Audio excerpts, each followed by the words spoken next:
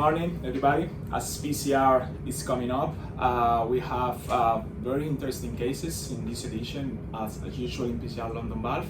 But this time we have recorded live cases from Montefiore Medical Center, and in this opportunity I have got Dr. Edwin Ho and Dr. Azeem Latib again, and we have another very interesting case. So, what do you want to show this afternoon to our community? Right, thanks for the question, asking, Julio. One of the cases we're going to be showing is an ICE-guided mitral valve in a patient with conscious sedation, so without TEE.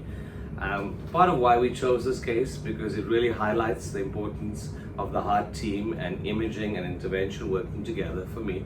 But I also think it highlights a novel technology that's going to be important in structural heart, which is 3D ICE, and how we can use this to make our procedures better. It may not always replace TEE, but it could also allow us to do some procedures in patients who are awake without TEE.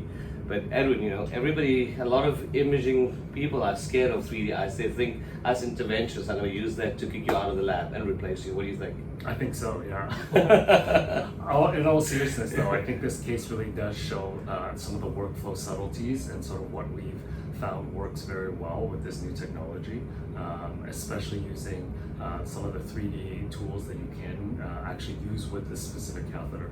Yeah, absolutely. And I think what you'll see, the way we do it, is how important it is to continue to work as a team. I don't think I can do these cases without Edwin's help or without the help of an imaging expert like him. Thank you so much, Edwin. Thank you so much, Azeem. See you in this session and see you in London. Thank you. Bye.